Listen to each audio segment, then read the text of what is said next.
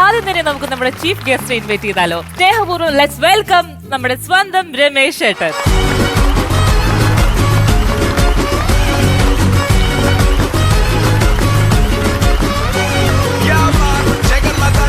Welcome ചേട്ടാ.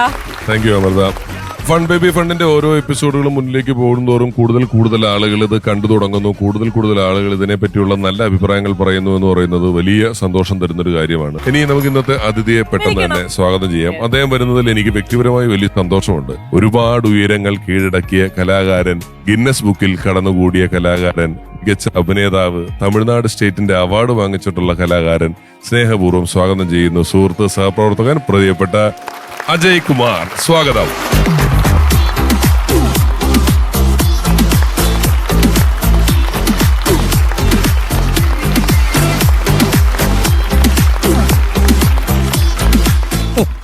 ഇതെന്താണിത്? അങ്ങനെ നിൽക്കുക തന്നെ ഓരോ പൂക്കളൊക്കെ വെച്ചിട്ട്. ജോസ് പ്രകാശ് സാറിനെ ഓർമ്മ വരുന്നു. വെൽക്കം മൈ ബോയ് നമ്മുടെ ഷോയിലേക്ക്. Fun baby fan.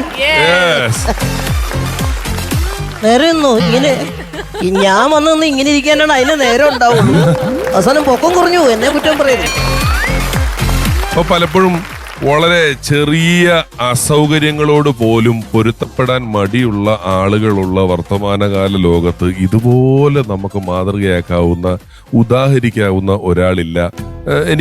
എനിക്കറിയാമെങ്കിലും ഞാൻ പ്രേക്ഷകർക്ക് വേണ്ടി ഞാൻ ചോദിക്കുന്ന ഒരു ചോദ്യമാണ്. ഒരു സെൽഫ് മോട്ടിവേഷൻ എവിടുന്നാണ് എടുക്കുന്നത്? ഞാൻ സ്കൂളിൽ പഠിക്കുന്ന കാലത്ത് എനിക്ക് സ്കൂളിലെ ബെഞ്ച്, അതുപോലെ ബസ്സിന്റെ ഫുട്ബോർഡ്, അതുപോലെ മറ്റു കുട്ടി, അതായത് ഒരു 5ാം ക്ലാസ് 6ാം ക്ലാസ് ഒക്കെ ആയപ്പോഴേക്കും പുസ്തകത്തിന്റെ എണ്ണം കൂടിയല്ലോ. നമുക്ക് ഇത് ചുമന്നുകൊണ്ട് പോകാൻ പറ്റാത്തതുകൊണ്ട് കൂട്ടുകാർ തന്നെ, അപ്പം നമ്മുടെ ഫ്രണ്ട് 2 ബാഗും കൊണ്ടായിരിക്കും വരുന്നത്. പിന്നെ എൻ്റെ സിസ്റ്റർ എൻ്റെ ബാഗ് നോക്കുന്ന അവളായിരിക്കും ഒന്നിച്ച്. അപ്പോൾ അങ്ങനെ വന്നു. പിന്നെ കോളേജിലേക്കൊക്കെ പഠിക്കുന്ന സമയമായപ്പോൾ ഞാൻ തന്നെ എൻ്റെ ബാഗ് ഒഴിവാക്കി, ഒരു ബുക്ക് അങ്ങനെയൊക്കെ ആക്കി. നീയും അങ്ങനെ തന്നെയല്ലേ? ഞാൻ പിന്നെ കോളേജിലല്ല, തിയേറ്ററിലായിരുന്നു. മോള് അജയൻ ചേട്ടന് ഉമ്മ കൊടുക്കുന്ന ഒരു ഫോട്ടോ ഇന്റർനെറ്റിൽ ഒരുപാട് ജനകീയായിട്ടുണ്ട്. രണ്ടാമത്തെ മോളുടെ പേരെന്തായിരുന്നു?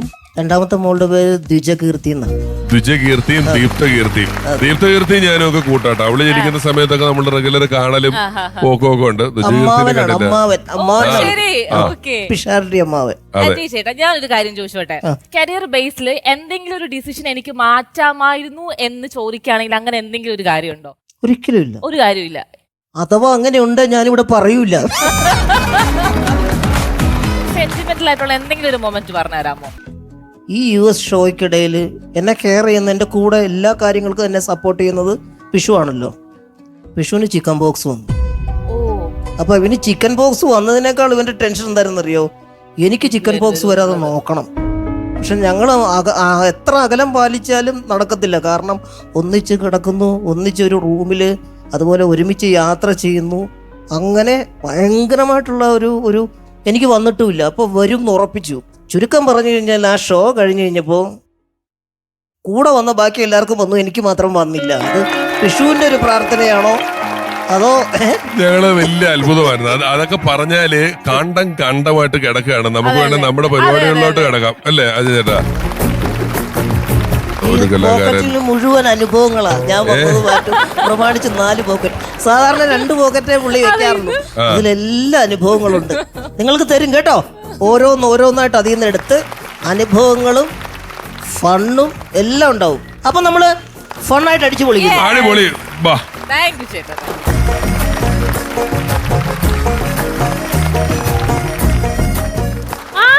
നമസ്കാരം രമേശേട്ടാ. അജയൻ ചേട്ടാ നമസ്കാരം. രമേശേട്ടാ, ഞാൻ വന്ന കാര്യം പറയാൻ മറന്നു. ഇനി എന്തിനാ പറയുന്നേ? വന്നത് നമ്മൾ കണ്ടല്ലോ. വന്ന കാര്യം പറയേണ്ട ആവശ്യമുണ്ടോ ഇനി? അല്ലല്ല, അതല്ല, ഞാൻ വന്ന കാര്യം പറയാൻ മറന്നു. ഞാൻ അത് തന്നെയല്ലേ ചോദിക്കുന്നേ. നമ്മൾ വന്നല്ലോ ഓൾറെഡി. വന്നത് നമ്മൾ ഇത്രയും പേര് കണ്ടു. ഇനി ഞാൻ വന്നു എന്നുള്ള കാര്യം ഇവിടെ പറയേണ്ട ആവശ്യമില്ലല്ലോ. രമേശ് ചേട്ടന്റെ സംഭവം മനസ്സിലായില്ല. അജയൻ ചേട്ടന് മനസ്സിലായി. അജയൻ ചേട്ടാ, ഞാൻ വന്ന കാര്യം പറയാൻ മറന്നു. എനിക്ക് മനസ്സിലായി. ആര് വന്നല്ലോ, ഇനി പറയേണ്ട കാര്യമില്ല. വന്നു അത് ഞങ്ങൾക്ക് മനസ്സിലായി. എനിക്കൊന്നും മനസ്സിലാവുന്നില്ല. ആണോ? അതായത് ആര് ഇവിടെ വന്ന കാര്യം ആയിരിക്കും നമ്മളോട് പറയണമെന്നുണ്ടായിരുന്നു. പക്ഷെ വന്നത് നമ്മൾ കണ്ട സ്ഥിതിക്ക് ഇനി വന്ന കാര്യം പറയേണ്ട കാര്യം ആയിരിക്കില്ലല്ലോ. പറയൂ കൂടെ ചെയ്യണ്ടല്ലോ. എല്ലാവർക്കും മനസ്സിലായില്ലേ? അതാണ് പറഞ്ഞത്. ഇപ്പൊ ഞാൻ ഇരിക്കട്ടെ എന്നാ. ശരി. എന്തിയെ ബേബി എന്തിയെ? ആ അത് പറയാനാണ് മറന്നത്. സംഭവം അറിയോ, ഇതിലൊരു ക്രിക്കറ്റ് മാച്ച് ഉണ്ടായിരുന്നു നമ്മുടെ കൊച്ചിക്കാരും കൊല്ലംകാരും തമ്മിൽ. അപ്പൊ ഞങ്ങൾ ഒരു ബെറ്റ് വെച്ചു. ഞാൻ കൊച്ചി ടീം, ബേബിച്ചൻ കൊല്ലം ടീം. ഇതിൽ കൊച്ചി ടീം ജയിക്കുവാണെങ്കിൽ ബേബിച്ചൻ ഈ വീട്ടിലെ ഒരു ദിവസത്തെ ഫുൾ ജോലിയും ചെയ്യണം. ടീം ജയിക്കുവാണെങ്കിൽ ഞാൻ ബേബിച്ചന് 1000 ഉമ്മ കൊടുക്കണം. അതൊരു ബെറ്റല്ലേ? അടിപൊളി. ഒരിടത്ത് 1000 ഉമ്മ, ബാക്കിയുള്ളത് വീട്ടുജോലി മുഴുവൻ. അതെ, രണ്ടും ഒരു തരത്തിൽ നോക്കിയ ശിക്ഷയാണ്. ആറ്റിറ്റ്യൂഡ് ഉമ്മയാണോ അതോ നമ്മുടെ ബേബി സാറിന്റെ വീട്ടു ജോലിയാണോ ജയിച്ചത്? അതേ കണ്ടോ.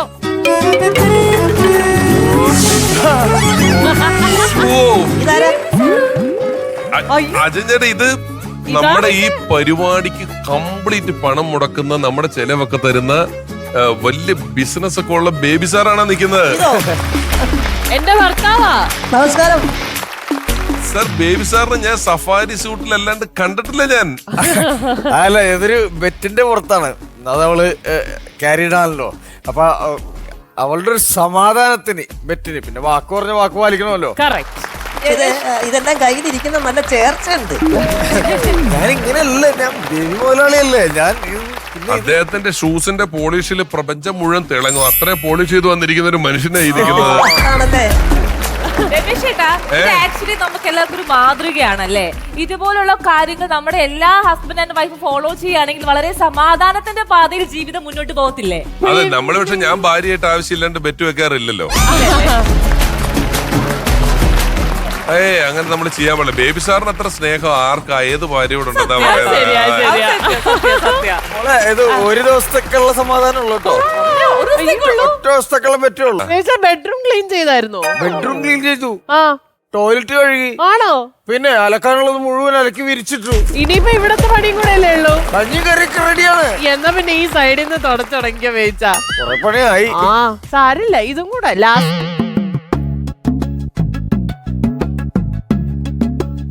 അതെ, ഇനി കുറച്ച് വിശ്രമിച്ചിട്ട് ചെയ്യാം. അയ്യോ, അതിന് ആകെപ്പാട് ഇച്ചിരി അവിടെ അല്ലേ ബാക്കി പണിയൊക്കെ ഇവിടുത്തെ ഞാനല്ലേ. ആണോ? എന്നാ പിന്നെ കുറച്ചു നേരം കിടന്നിട്ട് ഇത് പെട്ടെന്ന് അടിക്കണം കേട്ടോ. அண்ணாச்சி அண்ணாச்சி இங்க வந்தோம். இங்க வந்துரும்போ நான் இங்க அல்ல பேபி முதலாளி இங்க இருக்கும். നിങ്ങൾ വന്ന് നിങ്ങൾ இருக்கும். ഇത് കൗണ്ടറാ. ഒന്നിലെ പുള്ളിക്കാരൻ മലയാളം പഠിക്കണം, അല്ലെങ്കിൽ ഞാൻ തമിഴ് പഠിക്കണം. ഇത് രണ്ടും പഠിക്കൂല.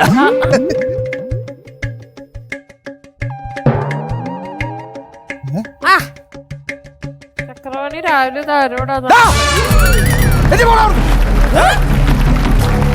ബേബി മുതലാളിയുടെ ഭാര്യയുടെ മടി കയറി കിടക്കണം. ചക്രവാണി എന്താ ഇത്?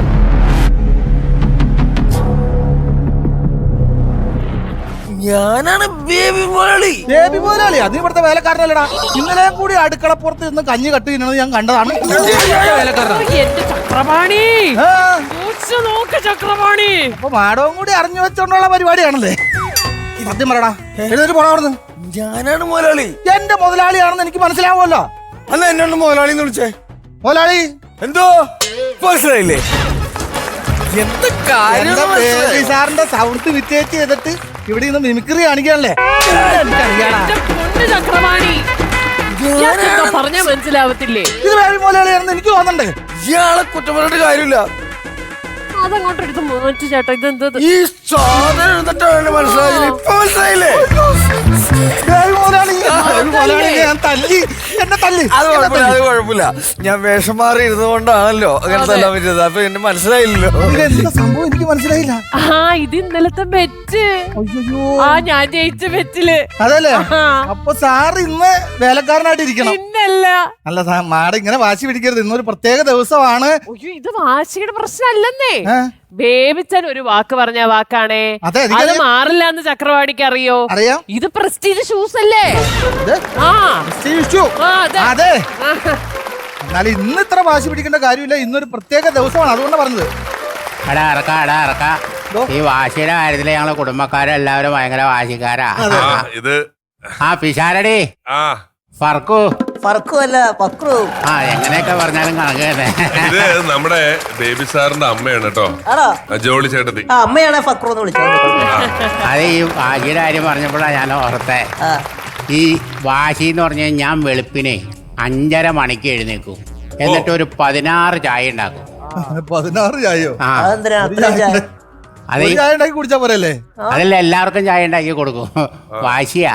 ഓ പിന്നെ അവര് ഈ വീട് മാത്രമല്ല ഈ ഫ്ലോർ മൊത്തം ഞാൻ അടിച്ച് ക്ലീൻ ചെയ്തിടും മൊത്തമായിട്ട്. എന്റെ ആവശ്യമായിട്ട് ഇവിടെ ഇഷ്ടംപോലെ പണിക്കാരും ജോലിക്കാരൊക്കെ ഉണ്ട്, അപ്പൊ അവര് ചെയ്തോളില്ലേ? അതൊന്നും ഇല്ല, വാശിയാണ്. വാശിയാ. പിന്നെ ഇവിടുത്തെ വാഷിംഗ് മെഷീനിലല്ല അലക്കണത്, കല്ലുമ്മ കൊണ്ടുപോയിട്ട് ഞാൻ എല്ലാം കൊട്ടി കൊട്ടി അലക്കും. ഇവിടുത്തെ മാത്രമല്ല വേലക്കാരുടെ എല്ലാവരുടെയും തുണി ഞാൻ തന്നെ അലക്കണേ. എന്തിനാന്ന് എങ്ങനെ? വാശിയാണ് നീ. അത് ഞാൻ ചോദിക്കട്ടെ, ഞാൻ ചോദിച്ചോട്ടെ, ഈ വയസ്സ് കാലമല്ലേ, ഈ വയസ്സാം കാലത്ത് ഇത്രയും ജോലിയൊക്കെ ചെയ്യണം എന്നുള്ളൊരു വാശിയുടെ ആവശ്യം എന്തിരിക്കുന്നത്? എന്റെ വാശിയല്ല, ഇതൊക്കെ ഞാൻ ചെയ്യണമെന്നുള്ളത് അവളുടെ വാശിയാ. വാശിയൊക്കെ ഓക്കെയാണ്, പക്ഷെ ഇന്നത്തെ ദിവസം അറിയാലോ, തമിഴ്നാട്ടിൽ നിന്ന് ശൊക്കലിംഗം കൗണ്ടർ വരുന്നുണ്ട്. നമ്മുടെ 30 ഏക്കറിന്റെ എഗ്രിമെന്റ് എഴുതി അഡ്വാൻസ് തരാൻ വേണ്ടിട്ടാ വന്നത്. അത് വരട്ടെ പുള്ളി വരട്ടെ. അല്ല ബേബി സാറിനെ കണ്ടിട്ടില്ലല്ലോ, അപ്പൊ ഈ വേഷത്തിൽ കണ്ടു കഴിഞ്ഞിട്ടുണ്ടെങ്കിൽ പുള്ളിക്കാരൻ കച്ചവടം വേണ്ടെന്ന് വെച്ച് തിരിച്ചു പോയി. വേഷം മാറി വരാം. ബേബിച്ചൻ എന്റെ തലേ തൊട്ടാണ് ഇന്നലെ സത്യം ചെയ്തത്. വാശി. എന്റെ തല വാശി, വാശി. കൊച്ചിന്റെ കൂടെ തലയാ. വാശിയാ. കൊച്ചിന്റെ തലേ തൊട്ട് സത്യം ചെയ്യാൻ ബ്രേക്ക് ചെയ്യാൻ പറ്റില്ല, അത് മോശമാണ്. ഞാൻ നേരത്തെ ഒരാൾ പറഞ്ഞു. ഒരു ഐഡിയ പറ, കാരണം ഈ വാശി പിടിച്ചിരുന്ന ഈ അപ്പൊ ബിസിനസ് നടക്കൂല. ഇല്ല ചക്രവാണി, ഡ്രസ് മാറ്റിയിട്ടുള്ള പരിപാടിയൊന്നും നടക്കില്ല. അപ്പൊ ഞാൻ ഒരു കാര്യം പറയാം. ആ ചക്രവാണി ബേബി സാറായിട്ട് ഇവിടെ ഇരിക്കും. എങ്ങനെ? അങ്ങനെയാണ് കോള്. എന്നെ കണ്ടിട്ടില്ലല്ലോ, അപ്പൊ ഞാൻ ബേബി മുതലാളിയായിട്ട് ഇവിടെ ഇരിക്കണം. ഇവിടെ ഇരിക്കണം. അയ്യോ അതിപ്പോ ഞാൻ ചോദിക്കട്ടെ, നിങ്ങൾക്ക് ചൊക്കലിംഗം എന്ന് പറയുന്നത് എനിക്ക് അറിയാവുന്ന ആളാണ്, ആ, കൗണ്ടർ. വലിയ ബിസിനസ്സുകാരനാണ് കൗണ്ടർ. അയാൾ വരുമ്പോ നിങ്ങളൊരു എഗ്രിമെന്റ് ഒപ്പിടുന്നതിന് വേണ്ടി ആ ഒരു 10 മിനിറ്റ് വേഷം മാറി ഇരുന്നാ പോരെ, അല്ലാതെ കുഴപ്പമൊന്നുമില്ല. അത് പറ്റില്ലെന്ന്, ഇത് തലേ തൊട്ട് സത്യം ചെയ്ത പിഷാരടി, കേസായി പോയി. അത് വാശി എന്ന് പറഞ്ഞു കഴിഞ്ഞാൽ വെട്ടി ഒരു മുറം രണ്ട് അങ്ങനത്തെ സാധന. തെറ്റായി പോയില്ലേ? ഇനിയിപ്പോ പുള്ളി വന്നു കഴിഞ്ഞാൽ എഗ്രിമെന്റ് സൈൻ ചെയ്യേണ്ട കാര്യമല്ലേ? അതൊക്കെ എന്തെങ്കിലും ഉടായ്പിലൊക്കെ ഞാൻ സൈൻ ചെയ്ത് കൊടുത്തോളാം. അത് മതി, നിങ്ങളായി നിങ്ങളുടെ ബിസിനസ് ആയി, ഞാൻ എന്റെ ശേഷം പറഞ്ഞു, അത്രേ ഉള്ളൂ. ആള് അപ്പൊ ഞാൻ ഇവിടെ ഇരിക്കണ്ടേ? ബേബി മുതലാളിയായിട്ട് ഇവിടെ ഇരുന്നു, ചക്രവാണി ഇവിടെ ഇരിക്കും. ചാൻസ് കിട്ടിയല്ലേ. കുഴപ്പമില്ല. എനിക്ക് പണി എന്നെ പണി. അയ്യോടാ, ഈ സൈഡിലെ സീറ്റ് കുറെ നാളായിട്ട് ഞാൻ ആഗ്രഹിക്കുന്നു. കൂളിംഗ് ഗ്ലാസ് ഒന്നും വെക്കാല്ലേ? അതിനൊന്നും ആവശ്യമില്ല. ആവശ്യമില്ലേ? അല്ല ഉണ്ടെന്റെ കയ്യില്. അല്ല വേലക്കാരന്റെ വേഷത്തിൽ മുതലാളി നിക്കണ്, മുതലാളിയുടെ സ്ഥാനത്ത് മാനേജർ ഇരിക്കുന്നത്. എന്താ എന്തത്? അതായത് നീ ഒരു ആശുപത്രിയിൽ തൂക്കുവാരിയായിട്ട് ഇവിടെ നിന്നിട്ട് ഇവിടെ വന്നിട്ട് നേഴ്സായിട്ട് നിൽക്കണല്ലേ എന്ന് പറഞ്ഞ മാതിരത്തെ ഒരു അഡ്ജസ്റ്റ്മെന്റ് ആണത്. അമ്മച്ചിക്കൊരു ആപ്പിൾ കഷ്ണം. നീ എന്റെ മോനെ ആപ്പിൾ കൊടുത്താൽ മതി, എനിക്ക് ആപ്പിൾ തരണ്ട കേട്ടാ. ഇടയ്ക്ക് ഒരു കൗണ്ടറെങ്കിലും പറയാനൊരു അവസരം. കൗണ്ടർ അല്ല, ഇവിടെ ഒരു കൗണ്ടർ വന്നുണ്ട്. ആ അതെ, വേലക്കാരൻ ഓടി കിടന്ന് ജോലി ചെയ്യൂ. ചക്രവാണി ഒരു കാര്യം മനസ്സിലാക്കണോ, ഞാനാണ് ബേബി മുതലാളി. അതെനിക്കറിയാം, ഞാൻ അന്ന് ആക്ട് ചെയ്ത് ബേബി മുതലാളി ആയിക്കൊണ്ടിരിക്കുക. എടാ ബേബി, ഞാൻ മുണ്ട അഴിച്ചിട്ടിട്ട് ഓടിയിട്ട് തൂക്ക്, ഭയങ്കര ഗ്ലേസിങ് അവിടെ. എടാ ഇറക്ക, ഈ കൗണ്ടർ എന്ന് പറഞ്ഞ സാധനം വരുമോ? കൗണ്ടർ വരും. 8-10 ദിവസമായിട്ട് ഇവിടെ നിന്നിട്ട് ഒരു കൗണ്ടർ പോലും ഇവിടെ സ്റ്റാൻഡപ്പ് കോമഡി കണ്ടില്ല. ഈ തമിഴ്നാട്ടിൽ നിന്ന് ഒരു കൗണ്ടറെങ്കിലും വരട്ടെ. വരും. ആ അപ്പൊ അടുത്തത് സ്റ്റാൻഡപ്പ് ആണല്ലേ? സ്റ്റാൻഡപ്പാ. ആ അപ്പൊ നടക്കട്ടെ ചാലപ്പാ. അല്ലേ? സ്റ്റാൻഡപ്പ് കണ്ടിട്ട് വേണം രണ്ട് അഭിപ്രായം പറയാം. സ്റ്റാൻഡപ്പ് ഏ സ്റ്റാൻഡപ്പ് ഒരു അവസരം തന്നു കഴിഞ്ഞപ്പോ കൗണ്ടർ വരുമ്പോ മാറിയാ പോരെ? ബേബി സാർ അവിടെ ഇരിക്കട്ടെ കേട്ടോ. അമൃത ആളെ വിളിച്ചോ, നമുക്ക് തുടങ്ങാം. അമ്മച്ചിയുടെ പരാതി മാറ്റി കൊടുക്കണോ എന്തായാലും. അങ്ങനെയാണെങ്കിൽ നമുക്കൊരു സ്റ്റാൻഡപ്പ് പെർഫോമൻസ് കാണാം. Let's welcome Jose from Thrissur.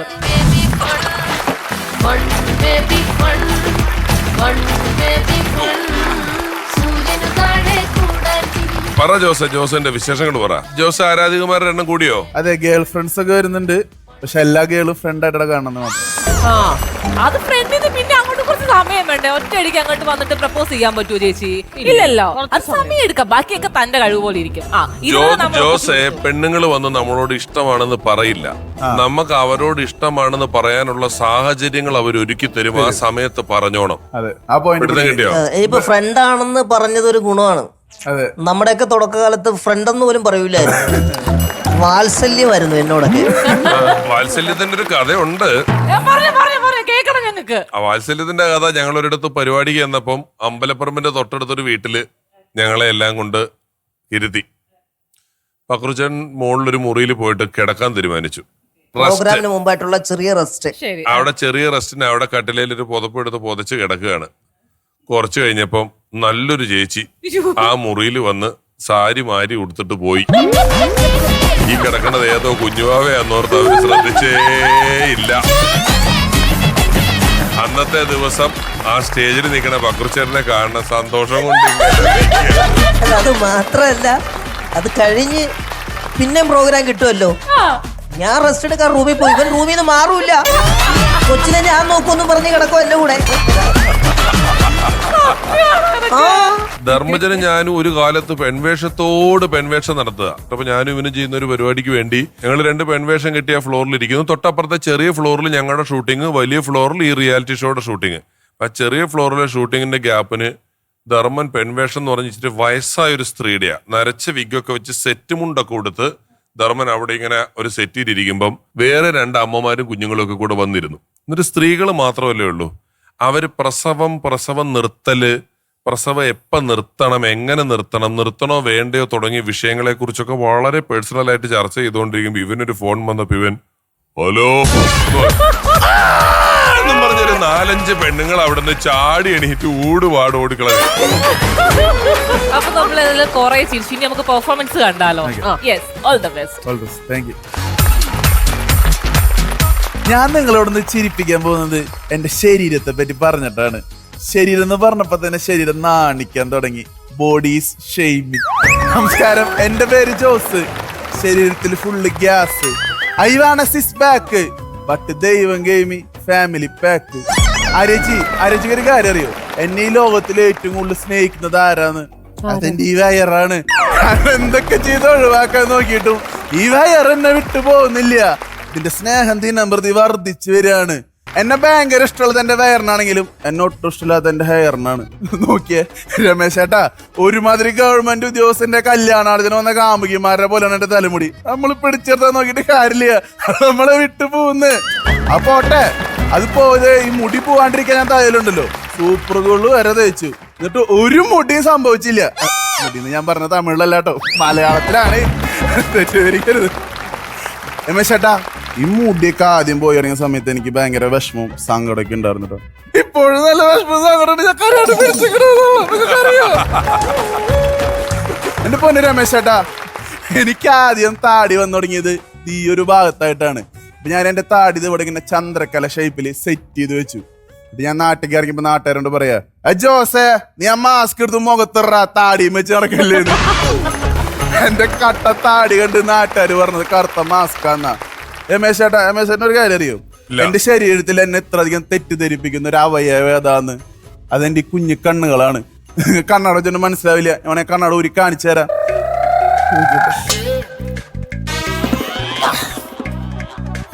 ആ രമേശ് ചേട്ടാ, അതെ എന്റെ കണ്ണ് ഭയങ്കര ഷോർട്ടാണ്. അതൊന്നും എനിക്ക് ഷോർട്ട് സൈറ്റ് ഉണ്ട്. അകലുള്ളൊന്നും അങ്ങനെ കാണില്ല. എന്റെ കണ്ണ് ഭയങ്കര കുഞ്ഞി കണ്ണായോണ്ടല്ലോ, ഞാൻ അങ്ങനെ നാട്ടിൽ നിൽക്കുമ്പോ ആരെങ്കിലും വന്ന് എന്നോട് പറയും, ജോസേ നീ നേരെ നിക്കണേ, രാവിലെ തന്നെ അടിച്ച് പഴുത്ത് നിക്കാണോന്ന്, നിന്റെ കണ്ണ് കണ്ടറിയാതെ നീ കിറങ്ങിയിരിക്കാന്ന്. എന്റെ പൊന്നു രമേശ് ചേട്ടാ, ഞാൻ ഇതുവരെയായിട്ടും മൂക്കൊണ്ട് പോലും മദ്യപിച്ചിട്ടില്ല. എന്നിട്ടാണ് ഈ മാങ്ങാണ്ടി മോറനോട്ട് നീ ടോക്ക് നോക്കണത്. ഞാൻ എന്നിട്ട് അവസാനം നമ്മുടെ കമലഹാസ് ഉണ്ടല്ലോ, അങ്ങേര് കാണിക്കണ പോലെ കാണിക്കേണ്ടി വരും. ഇന്തൊത്ത കണ്ണുതാ, ഇത് ഇവളോതാർക്ക് ഇതിക്ക് മേൽ വളരാത്. പക്ഷെ ചില ഗേൾസ് ഒക്കെ ഉണ്ടല്ലോ എന്നോട് പറയാറുണ്ട്, എന്റെ കണ്ണ് ഭയങ്കര ഷോർട്ട് ആയോണ്ട് നിന്റെ കണ്ണിക്ക് നോക്കുമ്പോ വേറെ അട്രാക്ഷനാണ്, നീ ഞങ്ങളെ മയക്കുന്ന മായക്കണ്ണനാന്നൊക്കെ. മായക്കണ്ണന്.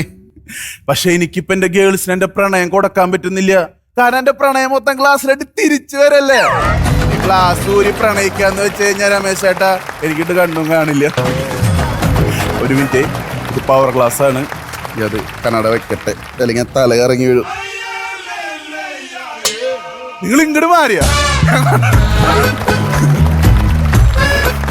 ഞാൻ പറഞ്ഞു പവർ ഗ്ലാസ് ആണ്, ഊരി കഴിഞ്ഞാൽ പവർ കട്ടാണ്. അതാണ് രമേശ് ചേട്ടാ, നമ്മുടെ മനുഷ്യ ശരീരത്തിൽ ഉണ്ടോ ഇല്ലോ ഒന്നും മനസ്സിലാവാത്ത ഒരു മനുഷ്യനാണ് നമ്മുടെ മനസ്സെന്ന് പറയണത് അല്ലേ? പക്ഷേ ഇവൻ ഭയങ്കര വൃത്തികെട്ടവനാണ്, ഭയങ്കര ഇമോഷണലി വീക്കാണ് ഇവൻ. ബക്രു ചേട്ടാ, ഞാൻ ഒരു പെൺകുട്ടിനെ 10 വട്ടം പ്രപ്പോസ് ചെയ്തു, അവളെന്നെ 10 വട്ടം റിജക്റ്റും ചെയ്തു. സ്വാഭാവികം. പക്ഷെ എന്റെ മനസ്സ് പറയാ, എടാ അവൾക്ക് ഇപ്പോഴും നിന്നോട് ചെറിയൊരു ഇഷ്ടമുണ്ട്, അവളെ പിന്നാലെ ഒന്നുകൂടി പോടാന്ന്. ഈ മനസ്സ് പറഞ്ഞിട്ട് ആ കുട്ടിയുടെ പിന്നാലെ ഞാൻ പട്ടിയുടെ പോലെ നടന്നു, അവൾക്കൊരു പട്ടിയുടെ പോലെ പോലെ തന്നില്ല. പക്ഷെ ഈ മനസ്സിന് വിഷമം വന്നു കഴിഞ്ഞാണ്ടല്ലോ അപ്പൊ അത് മൂത്രമൊഴിക്കും. അറിയോ നിങ്ങക്ക്? മനസ്സിന് മൂത്രമൊഴിക്കാനുള്ള അവയവമാണ് നമ്മുടെ കണ്ണ്. മനസ്സിന് വിഷമം വന്നാൽ അപ്പൊ കണ്ണിലൂടെ ശൂശുള്ളി കളയും. അങ്ങനെ എത്ര ശൂശ എന്റെ തലോണൽ വേണമെന്ന് അറിഞ്ഞിട്ടില്ലെന്ന് അറിയോ നിങ്ങക്ക്? ഇന്നാളെ എനിക്ക് ചെറിയൊരു നെഞ്ചുവേന വന്നപ്പോ ECG എടുത്ത് ഡോക്ടറെ കാണിച്ചു. ഡോക്ടർ പറയാ, ദോസേ കൺഗ്രാജുലേഷൻ ടാ, നിന്റെ ഹൃദയം ഇപ്പൊ കൊച്ചി പോലെ എപ്പോഴേലും ബ്ലോക്ക് വരാന്ന്. ഡോക്ടർ പറയാ, നീ മര്യാദയ്ക്ക് വണ്ടി ഓടിച്ചില്ലെങ്കിൽ നിന്റെ ഹൃദയം ദേശീയപാത പോലെ ആവാം, എപ്പോഴേലും തകരാന്ന്. നിങ്ങൾക്കൊരു കാര്യം അറിയോ? എന്റെ ജീവിതത്തിലെ ഏറ്റവും വലിയ ആഗ്രഹം എന്താന്ന്? ഡാൻസ് കളിക്കുക എന്നുള്ളതാണ്. കാലുകൾ കൊണ്ട് വിസ്മയം തീർക്കണം എന്റെ ഏറ്റവും വലിയ ആഗ്രഹം. പക്ഷെ ഞാൻ ഡാൻസ് കളിക്കുമ്പോൾ ഇടത്ത കാല് മാത്രം മൂവ് ചെയ്യുള്ളൂ. ഉദാഹരണം കാണിച്ചു തരാം. Fun baby fun, super baby fun, എല്ലാരും കാണും ഫൺ, സൂര്യ TV ഫൺ.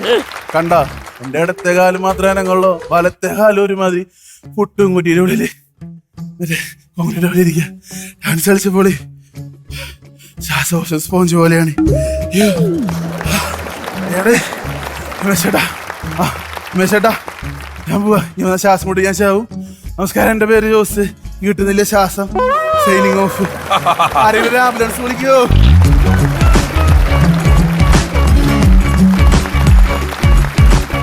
ജോസ് ഇപ്പം ഈ പണി ചെയ്ത് ഇത് ജോസിന് കൈക്കിണങ്ങി. കവികളൊക്കെ പലതും ഉപമിക്കുന്നൊക്കെ കണ്ടിട്ടുണ്ട്. മുഖം മനസ്സിന്റെ കണ്ണാടി എന്ന് പഴയ കവികൾ പറയുന്നത് കേട്ടിട്ടുണ്ട്. ഹോർമോണുകളുടെ ഹാർമോണിയം വായനയാണ് പ്രണയം എന്നൊക്കെ പുതിയ ആൾക്കാർ പറയുന്നത് കേട്ടിട്ടുണ്ട്. പക്ഷേ മനസ്സ് മൂത്രമൊഴിക്കുന്നതാണ് കണ്ണീര് എന്നുള്ളതിന്റെ ആ ഒരു കണ്ടുപിടുത്തം ഉണ്ടല്ലോ, ഒരു കവിയും ഒരു കാലത്തും ചിന്തിക്കില്ല. അല്ലെ, അങ്ങനെ ചിന്തിക്കുന്നവൻ കവിയല്ല. ജോസിന് കുറച്ച് കഴിഞ്ഞപ്പോ ഫോമായിട്ടേ ജോസിന് ഒരു തുള്ളിക്ക് സ്പീഡ് കൂടി ചെറുതായിട്ട് കൂടിപ്പോയി. എന്നാലും കുഴപ്പമില്ല, അടിപൊളിയായിരുന്നു ജോസ്, സൂപ്പർ. ജോസേ ഗംഭീരായി. Thank you. ഞാൻ ഇതിനകത്ത് ഈ ഒരു കോൺസെപ്റ്റ് ഉണ്ടല്ലോ, ബോഡി ഷെയ്മിങ്. നമുക്ക് നമ്മളെ കളിയാക്കണതിന് കുഴപ്പമില്ല, അതിന് കേസില്ലല്ലോ. ആ ഒരൊറ്റ പോയിന്റ് പിടിച്ചിട്ടാണ് ഈ ഒരു സ്റ്റാൻഡപ്പ് വളരെ ഭംഗിയായിട്ട് ജോസ് അവതരിപ്പിച്ചിരിക്കുന്നത്. പക്ഷെ ആള് നല്ല മൂഡായിരുന്നു. നല്ല ആ ഡാൻസ് സ്റ്റെപ്പൊക്കെ അത് ആരെയോ അനുകരിക്കുന്നത് പോലെ എനിക്ക് എവിടെയോ ഒരു ചെറിയ സിമിലാരിറ്റി അല്ലേ? ആ ഡാൻസ് സ്റ്റെപ്പ് ഒന്ന് കാണിച്ച്, അതെന്തായിരുന്നു അത്? Fun baby fun. ഇങ്ങനത്തെ ഒരു സ്റ്റെപ്പ് ഞാൻ എവിടെയോ കണ്ടിട്ടുണ്ട്, ഏതോ സോഷ്യൽ മീഡിയയിലാണോ ആരോ. ജോസ് തന്നെ അങ്ങനെയുള്ള കാര്യങ്ങളൊക്കെ വന്നപ്പോഴേക്കും കുറച്ചുകൂടി ഇതൊന്ന് ഇൻട്രസ്റ്റിംഗ് ആയി. അപ്പൊ ഇനി അടുത്ത ഇതില് നന്നാവും കേട്ടോ. ഞാൻ മനസ്സിലാക്കണതേ, ഈ പ്രോഗ്രാം ടെലികാസ്റ്റ് ചെയ്ത് കഴിഞ്ഞ് കണ്ടു കഴിഞ്ഞിട്ട് ഏതൊക്കെയോ പെണ്ണുങ്ങളെ വളക്കാനുള്ള പരിപാടിക്കാണ് പ്രൈസ് അല്ല ഉദ്ദേശം. അതാണ് പറഞ്ഞത്. അപ്പൊ നന്നായിട്ടുണ്ട്, പരിപാടി നന്നായിട്ടുണ്ട്. സാധാരണ ഡെയിലി എന്റെ ബേബിച്ചനൊക്കെ ഇവിടെ ഇരുന്ന് ഡെയിലി ഇന്ന അസുഖമാണ്, മുടി കൊഴിയുന്നു, അത് ഇത് എന്ന് പറഞ്ഞ് കരയണതേ കണ്ടിട്ടുള്ളൂ. ആദ്യമായിട്ടാണ് അതേ പ്രശ്നങ്ങൾ പറഞ്ഞ ഒരാൾ ഇവിടെ എല്ലാരെയും ചിരിപ്പിച്ചത്. അടിപൊളി. വന്നാച്ചാ അവിടുത്തെ അതെ അതന്നെ, അത് ഗേറ്റ് ബേബി അന്ത അതെ അത് തന്നെ. കേറിക്കോ, കൗണ്ടർ വരുന്നുണ്ട്. അപ്പൊ ഞാനല്ലേ മുതലാളി? അതെ, പുള്ളിക്കാരന്റെ മുമ്പിൽ ഞാൻ മുതലാളിയായിട്ട് ഇരിക്കണ്ടേ? ശരിയാണല്ലോ.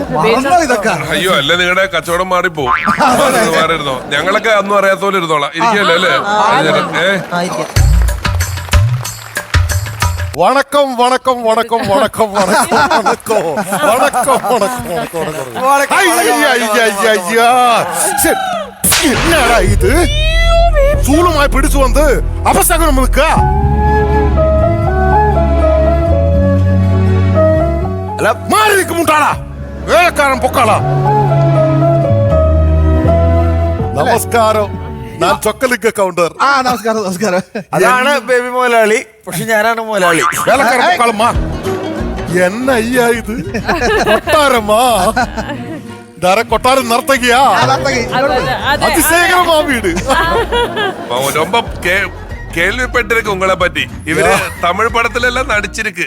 பாத்திருக்கேன் நிறைய பாத்திருக்கேன். பாத்தீங்களா? நான் அந்த பேபி மோனால தம்பி ஒரு லேண்ட் டிஸ்ட்ரிபியூட் கமிஷனர்ல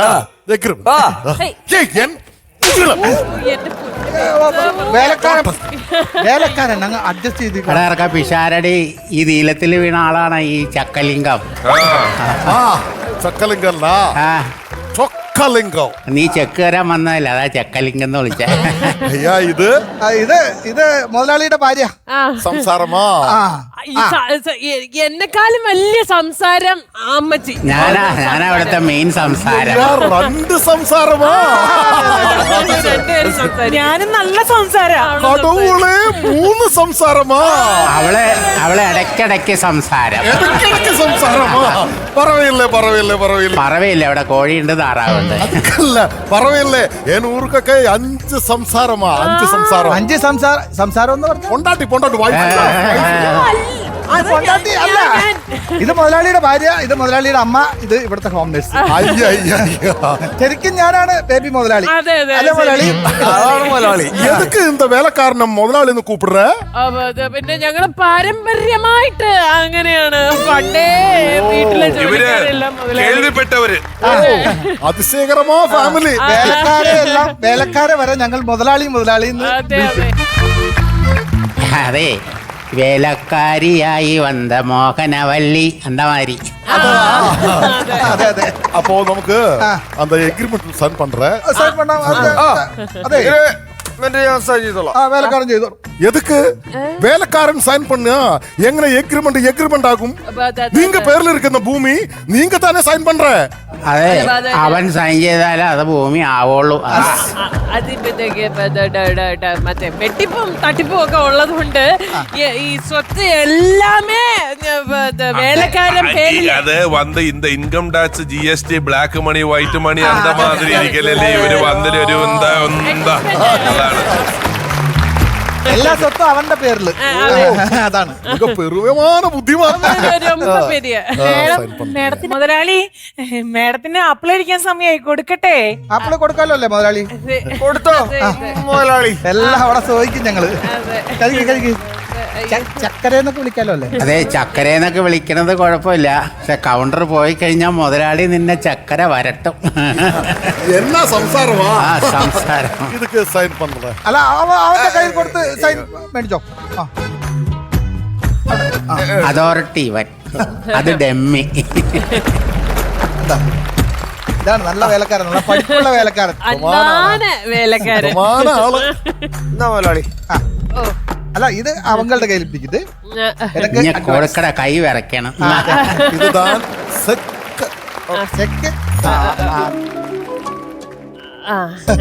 അപ്പൊ ഓക്കെ, എല്ലാം മംഗളമായി. ഇനി എഗ്രിമെന്റ് പ്രകാരം രജിസ്ട്രേഷൻ ബാക്കി കാശ്. സന്തോഷമാണ്. സന്തോഷം.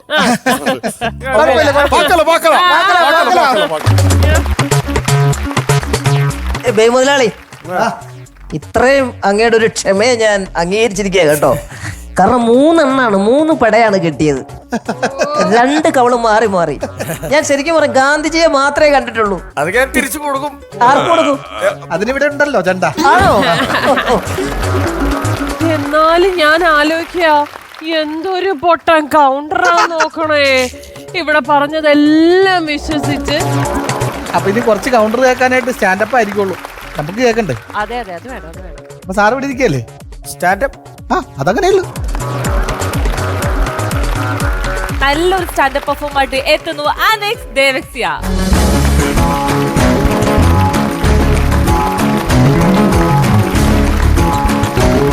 ഹലോ അനീഷ്. ഹലോ. ഒരു പുതിയ ഒരു കാര്യം, ശുഭകാര്യങ്ങൾ ചെയ്യുന്നതിന് മുമ്പ് എക്സസൈസ് ചെയ്യണമെന്ന് എന്റെ മാസ്റ്റർ പറഞ്ഞിട്ടുണ്ട്.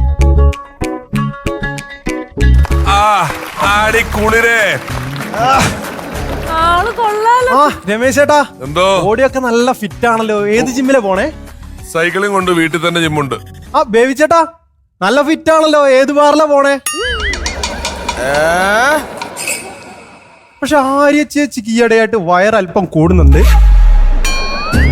കുറച്ച് എക്സസൈസ് ഒക്കെ ചെയ്യാട്ടോ, മാസ്റ്റർ പറഞ്ഞിട്ടുണ്ടേ. എന്താ ചെയ്യുന്നത്? ഞാനിപ്പോ ഇവിടെ നിൽക്കുകയാണ്, പക്ഷെ എനിക്ക് ശരിക്കും എന്താ ചെയ്യുന്ന വെച്ച് കഴിഞ്ഞാല് പണിക്ക് പോകണമെന്നൊക്കെ ആഗ്രഹം ഉണ്ടായിരുന്നു. പക്ഷേ ആഗ്രഹം ഉണ്ടായിട്ട് കാര്യമില്ലല്ലോ, പണിക്ക് പോകണ്ടേ. അന്ന് നീ പണിക്ക് പോവാത്ത, നിനക്ക് പണിക്ക് പോയി. അല്ല, ഞാൻ എന്തെങ്കിലും ഈ ഫ്ലോറിലൊക്കെ എത്തിയില്ലേ, ഞാൻ ഇവിടെ എന്തെങ്കിലും ആയിത്തീരും. സോഷ്യൽ മീഡിയയിലൊക്കെ ഞാൻ റീലൊക്കെ ചെയ്യുന്നുണ്ട്, വ്ളോഗൊക്കെ ചെയ്യുന്നുണ്ട്. അപ്പൊ എന്തെങ്കിലും ഒരു ആയിത്തീരുന്ന എനിക്കൊരു വിശ്വാസമുണ്ട്. വ്ളോഗിലൂടെ ശരി, ഞാൻ നിന്റെ കണ്ടന്റ് കാണട്ടെ. All the best. Hi, hello, നമസ്കാരം. ഞാൻ അനിക്സ് കെ ദേവസ്യ, പാലക്കാട് മുണ്ടൂരുകാരൻ. നിങ്ങളെല്ലാവരും ആലപ്പുഴ ജിംഖാന സിനിമ കണ്ടിട്ടുണ്ടാവുമല്ലോ അല്ലെ? ഞാൻ ഇന്ന് ഇവിടെ പറയാൻ പോകുന്നത് അനിക്സിന്റെ ജിംഖാന.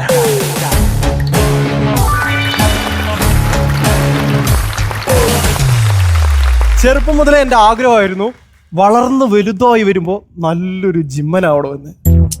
പക്ഷെ വളർന്ന് വലുതായി വന്നപ്പോൾ ആയി തീർന്നത് നല്ലൊരു സ്ലിമ്മൻ. ഈ സ്ലിമ്മൻ ആയതിന്റെ പേരിൽ ഒരുപാട് ബോഡി ഷെയ്മിങ് എനിക്ക് അനുഭവിക്കേണ്ടി വന്നിട്ടുണ്ട്. പക്ഷെ എൻ്റെ അപ്പൻ എന്നെ ഭയങ്കര കെയറിങ്ങാ, ആരെ കൊണ്ട് കളിയാക്കാൻ സമ്മതിക്കില്ല. ഞാനും എൻ്റെ കൂട്ടുകാരനും കൂടെ ഒരു ദിവസം സ്നേഹതീരം ബീച്ചിലേക്ക് പോകുമ്പോൾ എൻ്റെ അപ്പൻ 5-ന്റെ ഒരു കട്ടി എടുത്തിട്ട് എൻ്റെ പോക്കറ്റിലിട്ട് എന്നിട്ട് പറഞ്ഞു, മോനെ, കടൽ തീരത്ത് കാറ്റടിക്കുമ്പോൾ പറന്നു പോകാതിരിക്കാൻ ഇത് ഉപകരിക്കുമെന്ന്. അത്രയ്ക്ക് കെയറിങ്ങാ. അപ്പോഴേക്കും എൻ്റെ അമ്മ ഒന്ന്, മനുഷ്യ, നിങ്ങൾ എൻ്റെ മോനെ കുറിച്ച് ആവശ്യമില്ലാത്തതൊന്നും പറയരുത്, നീ ധൈര്യമായിട്ട് വെള്ളത്തിലിറങ്ങി കളിച്ചോടാ, ഒരു കുഴപ്പമില്ലാന്ന്. അപ്പൊ അപ്പൻ പറഞ്ഞു, അവന് നീന്താൻ പോലും അറിയത്തില്ല പൊട്ടന്ന്. എന്നാലും എൻ്റെ അമ്മ പറഞ്ഞു, നിങ്ങൾക്ക് വിവരവും വിദ്യാഭ്യാസവും ഇല്ലാത്തതിന്റെ കുഴപ്പമാണ്, അതിന് ഫിസിക്സ് പഠിക്കണമെന്ന്. ഫിസിക്സോ? എന്നിട്ട് പറയാ, ഭാരമില്ലാത്ത വസ്തുക്കളൊക്കെ ജലത്തിന്റെ ഉപരിതലത്തിൽ പൊങ്ങിക്കിടക്കും, അതുകൊണ്ട് നിങ്ങളുടെ മോൻ സേഫ് ആണെന്ന്. അങ്ങനെ കുടുംബത്തിൽ നിന്ന് എന്നെ കളിയാക്കാൻ തുടങ്ങിയപ്പോ ഞാൻ തീരുമാനിച്ചു, 1 ഡേ ഞാനൊരു ജിമ്മനായി തീരുമെന്ന്.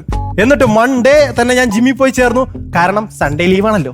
എന്നിട്ട് ജിം മാസ്റ്റർ അടുത്ത് പറഞ്ഞു, മാസ്റ്റർ, എനിക്ക് ഇവിടെ ഒരു ഉണ്ടാ, ഇവിടെ 6 കട്ടയും വേണമെന്ന്. അപ്പൊ മാസ്റ്റർ പറഞ്ഞു, മോനെ, അതിന് ഇവിടെ വന്നിട്ട് കാര്യമില്ല, നീ അപ്പുറത്ത് രാഘവേട്ടന്റെ വീട്ടിൽ ഒരു ചാക്ക് സിമെന്റ് വാങ്ങിയിട്ട് പോയാൽ മതി, അയാളാണെങ്കിൽ ആവശ്യത്തിന് കട്ടയും വെച്ച് നിന്റെ വർത്താനത്തിന് വായിലൊരു വാതിലും പിടിപ്പിച്ചു തരുമെന്ന്. പക്ഷേ 1 ഡേ ജിമ്മിനാവണമല്ലോ, അതുകൊണ്ട് എവ്രി ഡേ ഞാൻ മുടങ്ങാതെ ജിമ്മിൽ പോയി. എന്നിട്ടും ഒരു മാറ്റവും ഇല്ല. അപ്പൊ ഞാൻ ജിം മാസ്റ്റർ അടുത്ത് പറഞ്ഞു, മാസ്റ്റർ, എനിക്കൊരു മാറ്റവും ഇല്ല. അപ്പൊ മാസ്റ്റർ പറഞ്ഞു, നിന്റെ ഡയറ്റ് പ്ലാൻ ഒന്ന് പറഞ്ഞിടാമോ? അപ്പൊ ഞാൻ പറഞ്ഞു, മാസ്റ്റർ, രാവിലെ കോഴി കൂവിയതിന് ശേഷം, കോഴി മുട്ടയിട്ടതിനും ശേഷം ഒരു ഉച്ചയെ മുക്കാലൊക്കെ ആകുമ്പോൾ എണീക്കും. അപ്പൊ പിന്നെ രാവിലത്തെ ഫുഡ് ലാഭിക്കാലോ. ലാഭിക്കുന്നത് എന്തുകൊണ്ടും നല്ലതാണ്, കാരണം ജിമ്മിന് ഫീസ് കൊടുക്കാലോ. ഉച്ചക്ക് ചോറും പരിപ്പ് ചാറും, വൈകുന്നേരം ചായയും പരിപ്പ് വടയും, രാത്രി ചോറും ഉച്ചക്കത്തെ പരിപ്പ് ചാറും. അപ്പൊ ജിം മാസ്റ്റർ എൻ്റെ അടുത്ത് പറഞ്ഞു, അടിച്ച് നിന്റെ പരിപ്പ് ഞാൻ ഇളക്കുമെന്ന്. എന്നിട്ട് അണ്ടിപ്പരിപ്പ്, മുന്തിരി, ബദാം, പിസ്ത, കടല പ്ലസ് പ്രോട്ടീൻ പൗഡർ, 10,000 രൂപയുടെ ഒരു ബില്ലേ. ഹലോ ഗായ്സ് എന്നും പറഞ്ഞ് റീൽസ് എടുത്ത് നടക്കുന്ന എൻ്റെ കയ്യിൽ എന്തുണ്ട്? ഐഫോണും അതിന്റെ EMI-യും. പക്ഷേ 1 ഡേ ജിമ്മനായി തീരണമല്ലോ, എൻ്റെ കയ്യിൽ പൈസ ഇല്ലല്ലോ. അതുകൊണ്ട് എൻ്റെ ഫ്രണ്ടിന്റെ കയ്യിൽ നിന്ന് കടം വാങ്ങിയിട്ട് ഞാൻ ഈ പറഞ്ഞ സാധനങ്ങളൊക്കെ വാങ്ങി. പിന്നെ എനിക്ക് ഭയങ്കര ഇൻട്രസ്റ്റ് ആയിട്ടോ, ജിമ്മിന് പോകാനല്ല, അണ്ടിപ്പരിപ്പ് മുന്തിരിയും തിന്നെ. പക്ഷേ 10 ദിവസം കൊണ്ട് 10,000 രൂപയുടെ ഈ സാധനങ്ങൾ തീർന്നപ്പോ ഞാൻ ആ 2 സത്യങ്ങൾ മനസ്സിലാക്കിയത്. ഒന്ന്, പ്രോട്ടീൻ പൗഡർ ആട്ടപ്പൊടിയാണെന്നും പറഞ്ഞ് അടയുണ്ടാക്കി തിന്ന അമ്മച്ചി കുത്തിപ്പിടിച്ച വടിയെടുത്ത് കളഞ്ഞ് തൂമ്പായ എടുത്ത് കളയ്ക്കുന്നു. 2, പബ്ജി കളിച്ച് നടുവളഞ്ഞു പോയ എൻ്റെ അനിയൻ നിവർന്നിരുന്ന് പബ്ജി കളിക്കുന്നു. പിന്നെ എന്തുണ്ട് ബാക്കി? കടലയുടെ തൊലിഞ്ഞ ഞാൻ. പക്ഷേ 1 ഡേ ജിമ്മനായി തീരണമല്ലോ, എൻ്റെ കയ്യിൽ പൈസ ഇല്ലല്ലോ, എൻ്റെ ഫ്രണ്ടിന്റെ കയ്യിൽ നിന്ന് കടം വാങ്ങിയല്ലോ. അതുകൊണ്ട് അവന്റെ ഫ്രണ്ടിന്റെ കയ്യിൽ നിന്ന് കടം വാങ്ങിയിട്ട് ഞാൻ ഈ പറഞ്ഞ സാധനങ്ങളൊക്കെ പിന്നെയും വാങ്ങി. ഇനിയുള്ള നീക്കങ്ങൾ ശ്രദ്ധിച്ചായിരിക്കണം. അതുകൊണ്ട് ഇപ്രാവശ്യം ഞാനൊരു പൂട്ട് വാങ്ങി, എന്നിട്ട് ഈ പറഞ്ഞ സാധനങ്ങളെല്ലാം പെട്ടിക്കകത്തിട്ട് പൂട്ടി വെച്ചു. ഇല്ലെങ്കിൽ പിറ്റേ ദിവസം പുട്ടുപൊടിയാണെന്നും പറഞ്ഞ് എൻ്റെ മമ്മി അതെടുത്ത് പുട്ടുണ്ടാക്കാൻ സാധ്യതയുണ്ട്, അല്ലെങ്കിൽ ദോശ, ഇതിലേതെങ്കിലും ഒന്ന് ഉറപ്പാ. അങ്ങനെ ഞാൻ ജിമ്മിലൊക്കെ പോയി എനിക്ക് 6 പാക്ക് ഒക്കെ വന്നു തുടങ്ങി. അപ്പൊ ഞാൻ എൻ്റെ അമ്മച്ചി എടുത്ത് പറഞ്ഞു, അമ്മച്ചി നോക്കെന്റെ 6 പാക്ക് എന്ന്.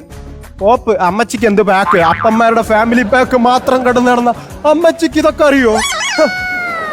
പക്ഷെ ജീവിക്കാൻ വേണ്ടി തിന്നുക എന്നുള്ള പോളിസി മാറ്റി തിന്നാൻ വേണ്ടി ജീവിക്കാൻ തുടങ്ങി. കയ്യില്ലാത്ത ബനിയനെടുത്ത് നന്നടിച്ചാത്താങ്കമ്മട്ടെ എന്നുള്ള പാട്ടൊക്കെ വെച്ച് ഇൻസ്റ്റാഗ്രാമിൽ സ്റ്റോറി ഇടാൻ തുടങ്ങി. ശ്വാസം പിടിച്ച് നെഞ്ചും പിരിച്ച് ആൾക്കാരുടെ ഇടയിൽ കൂടെ നടക്കാൻ തുടങ്ങി. പിന്നെയും എൻ്റെ പ്രോട്ടീൻ പൗഡർ തീർന്നപ്പോൾ ഞാൻ പറഞ്ഞു, ജിം മാസ്റ്റർ ഇനി എൻ്റെ പൈസ ഇല്ല, ആകെപ്പാടെ ഉള്ളത് ഈ 1 പവൻ്റെ മാലയാണെന്ന്. അപ്പം മാസ്റ്റർ എൻ്റെ തോളത്ത് തട്ടിയിട്ട് പറഞ്ഞു, മോനെ പണം പോയാൽ എന്താടാ പവർ വരട്ടേന്ന്. അന്ന് എൻ്റെ മാല പണയത്തിൽ പോയി. പക്ഷേ കളിയാക്കിയവരുടെയും പുച്ഛിച്ചവരുടെയും തള്ളിപ്പറഞ്ഞവരുടെയും മുമ്പിൽ 54 കിലോയിൽ നിന്നും 65 കിലോയിലേക്ക് 1 ഡേ ഞാനൊരു ജിമ്മനായി തീർന്നു. മൺഡേ കഴിഞ്ഞു, ട്യൂസ്ഡേ കഴിഞ്ഞു, വെനസ്ഡേ കഴിഞ്ഞു, തേഴ്സ്ഡേ, പിന്നെന്താ ഫ്രൈഡേയോ ഫീവർ ഡേ. അന്ന് എനിക്ക് പനി പിടിച്ച് പിന്നുള്ള ഡേ മൊത്തം എൻ്റെ കണ്ടക സാറ്റർഡേ ആയിരുന്നു. കണ്ടക ശനി കൊണ്ടേ പോകുന്നു പറഞ്ഞ പോലെ 65 കിലോയിൽ നിന്നും 54 കിലോയിലേക്ക് കൊണ്ടങ്ങ് പോയി. പണവും പോയി, പൗഡറും പോയി. പിന്നെന്തുണ്ട് ബാക്കി? കടലിലെ തൊലിഞ്ഞ ഞാനും. അപ്പൊ നിങ്ങളുടെ ഹീറോ തോറ്റെന്നാണോ?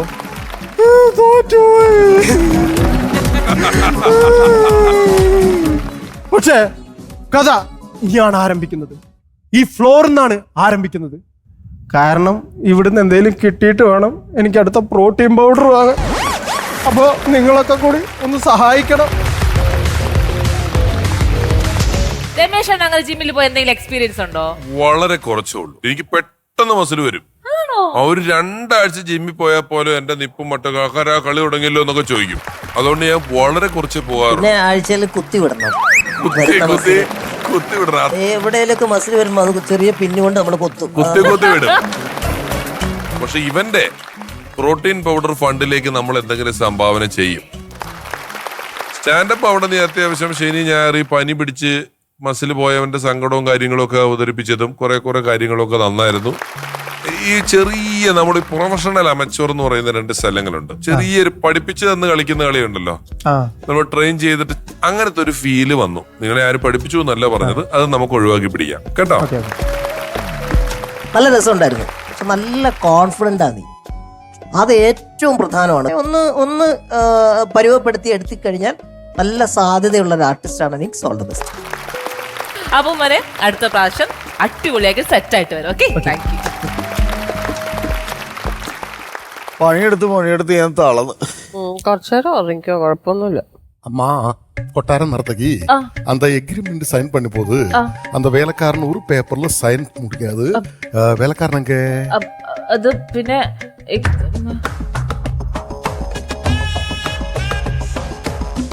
പിടിച്ച്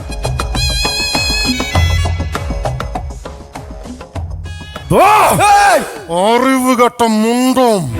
ഒരു മനുഷ്യന് അൻപാണ് സ്വത്ത്, അവന്റെ പൊണ്ടാട്ടിതാൻ. എവളും ധൈര്യം ഇരിക്കണ ബേബി മോളുടെ മടിയിൽ തല വെച്ച് കിടക്കാൻ. നിന്നും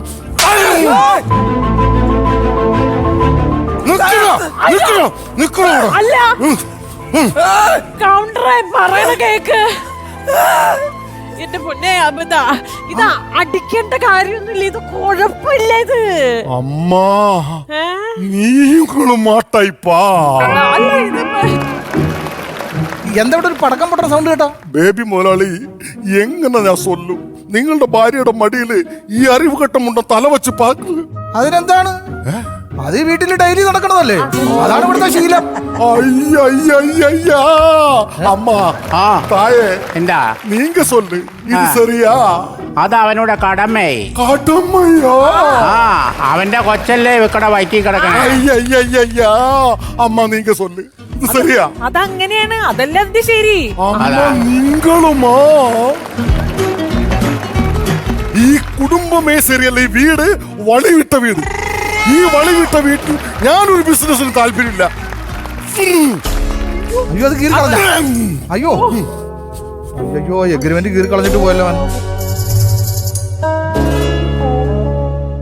അവൻ എന്നാ പണിയാ കാണിച്ചത്? നമ്മുടെ കുടുംബത്തെ പറ്റി അവൻ എന്നാടാ പറഞ്ഞിട്ടാ പോയത്? അത് ശരിയാണാ? ശരിയല്ല. അവൻ അവന്റെ എഗ്രിമെന്റ് കീറി വാശി കാണിച്ചിട്ടല്ലേ പോയത്? വാശിയുടെ കാര്യത്തിൽ നമ്മൾ നമ്മുടെ കുടുംബക്കാർ ഒട്ടും പുറകിലല്ലാതെ നമ്മൾ കാണിച്ചു കൊടുക്കണ്ടേ? പിന്നല്ലാണ്ട്. അത് ശരി, എന്നാ പിടിച്ചോ. എന്നാ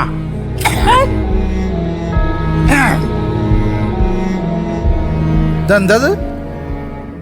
അവൻ തന്ന 1 കോടിയുടെ ചെക്ക്. വാശിങ്ങി വാശി അല്ല പിന്നെ. രമേശ് ചേട്ടാ, എന്തോ my G future my special story. Telugu നടൻ ആയിട്ടുള്ള ബാലയ്യ, അദ്ദേഹം ഭയങ്കര അത്ഭുതങ്ങൾ സ്ക്രീനിൽ കാണിക്കുന്ന ആളാണ്.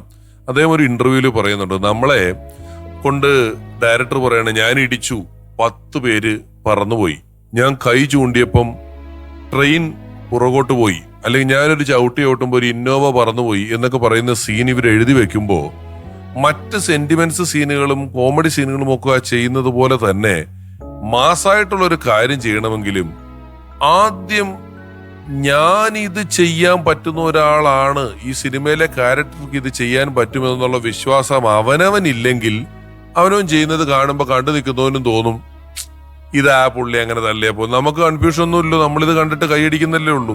ഇവർ കാണിക്കുന്ന കഥാപാത്രങ്ങളിൽ ഇവർ അർപ്പിക്കുന്ന ഒരു വിശ്വാസമുണ്ട്, ഇതിങ്ങനെയാണ് എന്ന് ഇവർ കംപ്ലീറ്റ് ആയിട്ട് വിശ്വസിക്കുന്നതിന്റെയും കൂടെ ഫലമായിട്ടാണ് കാഴ്ചക്കാർ പല കാര്യങ്ങളും വിശ്വസിക്കുന്നത്. ചുരുക്കി പറഞ്ഞാൽ ഇതെല്ലാം സിനിമയാണെന്നും ഷൂട്ട് ചെയ്തതാണെന്നും എഴുതി ഉണ്ടാക്കിയതാണെന്നും ഈ മരിച്ചവരൊന്നും മരിച്ചിട്ടില്ലെന്നും ഇവർ തമ്മിൽ പ്രണയത്തിലല്ലെന്നും എല്ലാമുള്ള ബോധ്യത്തോടു കൂടി ഈ കഥ വിശ്വസിക്കാൻ തയ്യാറായിട്ടാണ് ആളുകൾ വരുന്നത്, ചിരിക്കാൻ തയ്യാറായിട്ടാണ് ആളുകൾ ഈ പരിപാടി കാണാൻ വരുന്നത്. അപ്പൊ അവരെ അതിന് പിന്തുണയ്ക്കുന്നത് നമ്മുടെ ഇതിന്മേലുള്ള വിശ്വാസമാണ്. അപ്പൊ അവനവനിൽ വിശ്വസിക്കുക, ഏറ്റവും ഗംഭീരമായിട്ട് പെർഫോം ചെയ്യുക.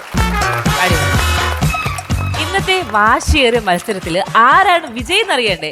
അതിനായി വേദിയിലേക്ക് ക്ഷണിക്കാം രമേശ് ചേട്ടൻ ആൻഡ് അജയ് ചേട്ടൻ. മത്സരാർത്ഥികളെ വേദിയിലേക്ക് ക്ഷണിക്കാം ജോസ് തൃശൂർ, അനസ് ദേവസ്യ. ഇന്നത്തെ ഈ എപ്പിസോഡിൽ 2 പേരും നല്ല പ്രകടനമായിരുന്നു. എന്നാൽ പോലും 2 പേരിൽ ആരെങ്കിലും ഒരാളെ നമ്മൾ തിരഞ്ഞെടുക്കണ്ടേ? ചെറിയൊരു വ്യത്യാസത്തിൽ ഇവിടെ ഒരു വിജയുണ്ട്, അത് വേറെ ആരുമല്ല, ജോസ് തൃശൂർ. അടിപൊളി.